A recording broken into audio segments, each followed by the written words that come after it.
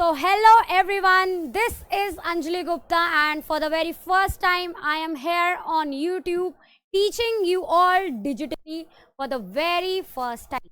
अभी तक मैं ऑफलाइन बच्चों को पढ़ाती आई थी, मेरा पहली बार है और ये मेरी पहली क्लास है जिसमें मैं क्लास 10th को एग्रीकल्चर पढ़ाने वाली हूँ। आप मेरे पीछे देख सकते हैं एंड ये SST का one of the important chapters है एंड इसके बारे में आज हम एक टॉपिक करेंगे।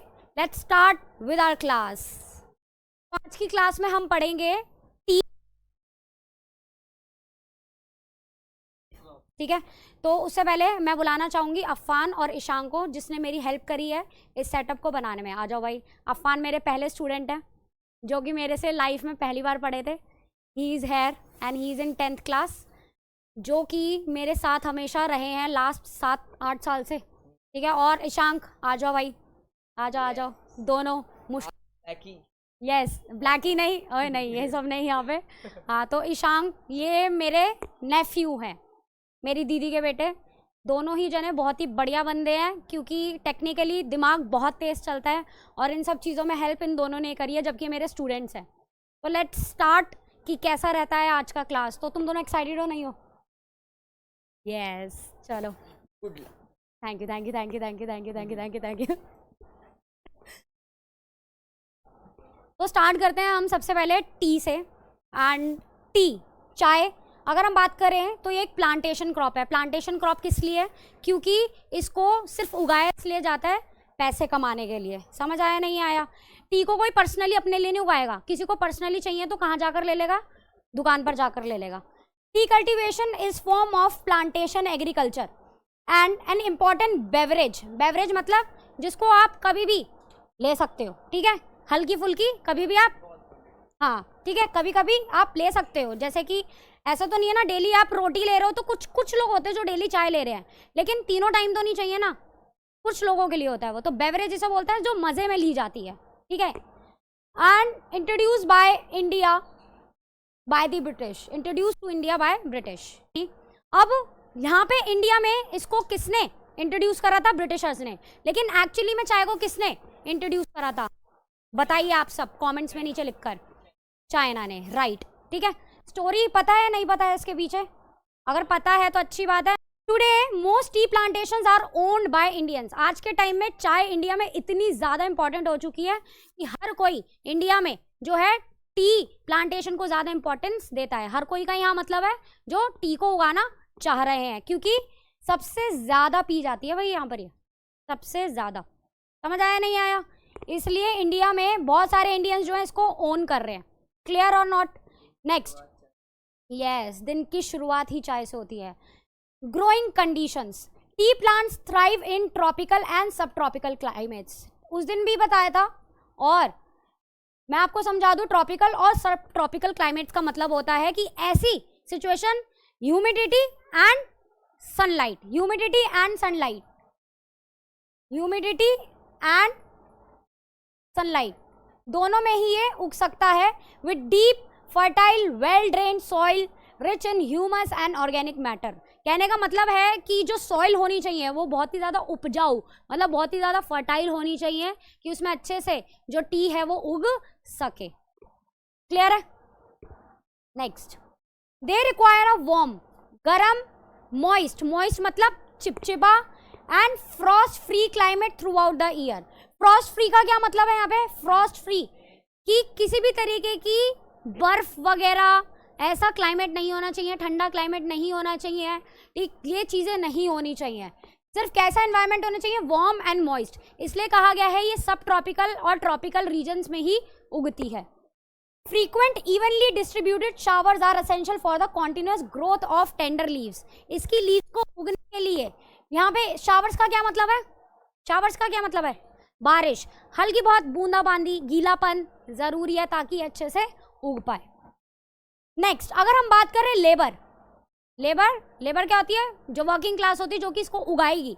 The tea industry is labour intensive. कहने का मतलब है बहुत ज़्यादा लेबर लगती है, ठीक है। अगर आप देखें जो चाय की पत्ती होती है वो किससे बनती है? चाय की पत्ती किससे बनती है? पौधे के किस पार्ट से बनती है? लीव्स पार्ट से बनती है। तो लीव्स को इकट्ठा करा जाता है, ठीक है, और वो कौन करता है? लेबर ही तो करती है। ठीक है। रिक्वायरिंग अबंडेंट, अबंडेंट मतलब काफी ज्यादा चीप स्किल्ड लेबर। तो हमें किस तरीके के चाहिए? अबंडेंट मतलब काफी ज्यादा लेबर चाहिए, चीप सस्ते। क्यों भाई सस्ते? क्यों? अगर महंगे होगा तो भाई जो हम चाय पी रहे हैं, जो तुम्हें वो चाय का पैकेट 40-50 रुपए में मिल जाता है, वही तुम्हें 500 रुपए का पड़ जाएगा। और फिर इस हमारी कंट्री में जितने भी लोग चाय पीने वाले ना, जो पीते रहते हैं, वो कम हो जाएगी, वो पियेंगे नहीं। और भाई कुछ लोग, और अच्छा एक फ़ायदा ये भी रहेगा कि अगर चाय महंगी हो जाएगी तो भाई बहुत लोग डायबिटीज़ से बच जाएंगे, है ना? ठीक, लेकिन होना तो ज़रूरी है क्योंकि भाई बड़े लेवल पे काम कर रहे हैं। अगर सबको ज़्यादा पैसे देंगे तो हम कॉस्ट कहाँ से निकालेंगे? और स्किल्ड लेबर ऐसी बात नहीं है, नॉर्मल लेबर भी चल जाता है, लेकिन उनको पहले स्किल्ड बनाया जाता है सिर्फ इसी टास्क के लिए।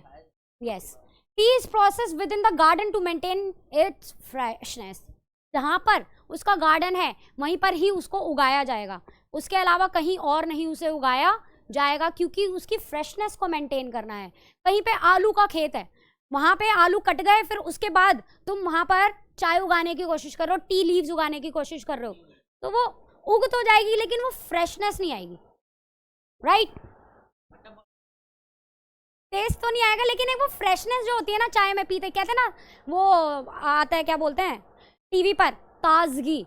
वो ताजगी नहीं आएगी, ताजगी, हाँ, बासी बासी सा लगेगा। मेजर टी प्रोड्यूसिंग स्टेट्स, अब हमें पता होना चाहिए, इस पे क्वेश्चन आता है, एमसीक्यू आता है हमेशा कि मेजर टी प्रोड्यूसिंग स्टेट्स कौन कौन सी है। असम, तो असम तो याद रखना ही है, वो हमारे दिलो जान से जुड़ा हुआ है, ठीक। चलो, हिल्स ऑफ दार्जिलिंग, दार्जिलिंग की हिल्स में ये मिलता है। नहीं, डार्लिंग नहीं है भाई, ये दार्जिलिंग है। जलपाईगुड़ी डिस्ट्रिक्ट्स एंड वेस्ट बंगाल, तमिलनाडु, केरला, ये आपके यहाँ तक जो है, ये हैं आपके नॉर्थ ईस्ट, ठीक है। और ये दोनों हैं आपके इधर, सॉरी, वेस्ट बंगाल तक है आपके नॉर्थ ईस्ट, तमिलनाडु और केरला जो है आपके साउथ है, ठीक है। एडिशनली हिमाचल प्रदेश, उत्तराखंड, मेघालय, आंध्र प्रदेश, त्रिपुरा भी टी प्रोडक्शन में काम करते हैं। अच्छा, ये जो है की स्टेट्स हैं, ठीक है, और ये सेकेंडरी है नीचे वाली, मतलब यहाँ पे उगता तो है लेकिन कम उगती है चाय। In 2018, India was the second largest producer of tea globally after China. तो चाइना फर्स्ट नंबर पर टी उगाता है एंड सेकेंड नंबर पर कौन? इंडिया, ठीक है। चलो, अभी आप सबके लिए भी क्वेश्चन है, आप सब इसका कमेंट्स में आंसर देंगे और आप मुझे यहाँ बताएंगे। Staple food crop of India क्या है इसमें से, जल्दी बताओ। देखो, मेज तो नहीं है, एक बार को हम छोड़ देते हैं, ज्वार भी छोड़ देते हैं, राइस और व्हीट में कंपटीशन है। राइस जो है सबसे इंपॉर्टेंट है, कहीं पर एक बार को गेहूं खाए ना जाए, लेकिन चावल जरूर खाए जाएंगे भाई, ठीक है। रात को चावल खा, ऐसा मम्मी कहती हैं, चलो कोई नहीं, देख रहा है वो आदत वही पड़ी हुई है। लेकिन एक भाई बहुत गलत चीज हो रही है यहाँ पे, मेरा पैर, क्योंकि ये अंदर धस रहा है, मुड़ रहा है, नहीं, पैर ही टेढ़ा हो रहा है मेरा, बार बार इसमें दर्द हो रहा है क्योंकि ये अंदर धस रहा है। तू एक यहाँ पे 15-20 मिनट खड़ा होके देख, तेरा पैर दर्द करने लगेगा क्योंकि अंदर धस रहा है।